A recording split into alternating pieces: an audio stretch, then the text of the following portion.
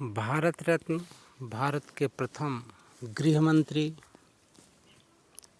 भारत के प्रथम उप प्रधानमंत्री,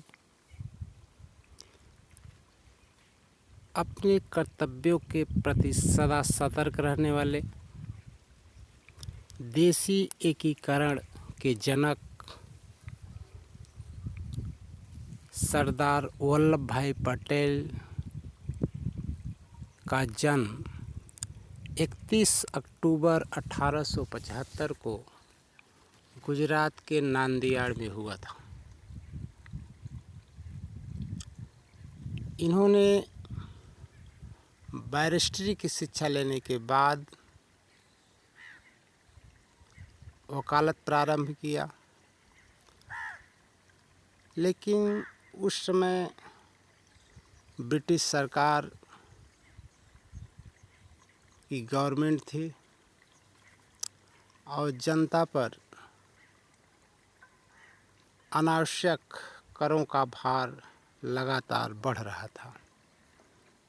गांधी जी के प्रभाव में आने के बाद इन्होंने भी भारत में चल रहे राष्ट्रीय आंदोलनों में सक्रिय भागीदारी शुरू कर दी। इन्होंने सर्वप्रथम खेड़ा आंदोलन में अपनी महत्वपूर्ण भूमिका निभाई, जिसमें ब्रिटिश सरकार को 1919 में झुकना पड़ा। 1918 को खेड़ा आंदोलन की सफलता के बाद ये लगातार राष्ट्रीय आंदोलनों में अपनी भूमिका निभाते रहे। 1928 में बारदोली सत्याग्रह के दौरान वहाँ की आंदोलनरत महिलाओं ने इन्हें सरदार की उपाधि दी। सरदार वल्लभ भाई पटेल व्यक्ति के मौलिक अधिकारों के प्रति बहुत ही सजग थे।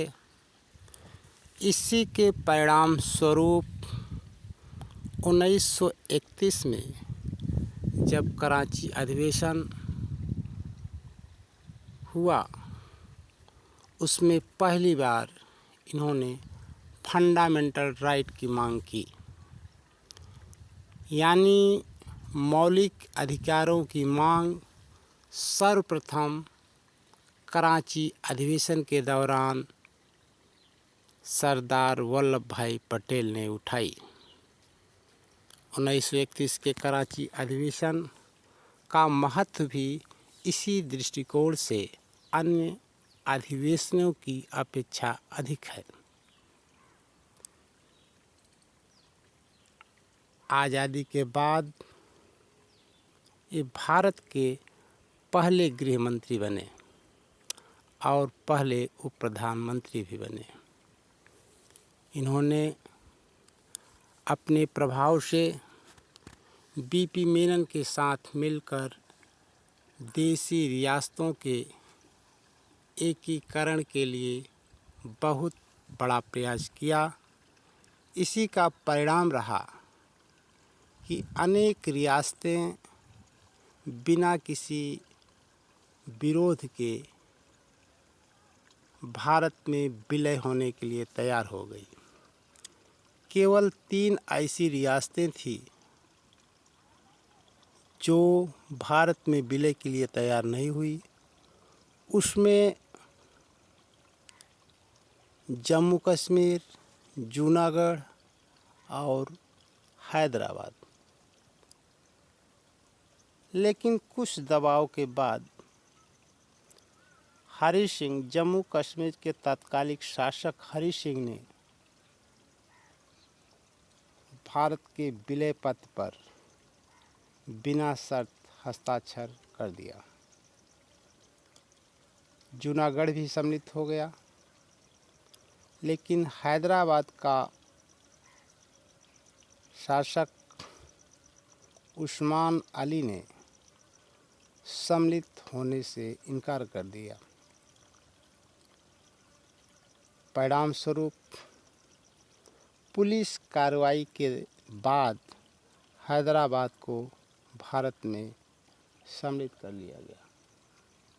इसी के साथ भारत का देशी रियासतों का एकीकरण का कार्य पूरा हो गया। सरदार वल्लभ भाई पटेल वैचारिक रूप से शासन में जन भागीदारी के प्रबल समर्थक थे। 15 दिसंबर 1950 को हृदय गति रुक जाने के कारण इनका देहावसान हो गया। आज हमारे बीच सरदार वल्लभ भाई पटेल नहीं हैं, लेकिन उनके विचार, उनके रास्ते, उनके सिद्धांत, उनके किए गए कार्य हमारे बीच हैं और हमारा मार्गदर्शन कर रहे हैं। Thank you watching for this video.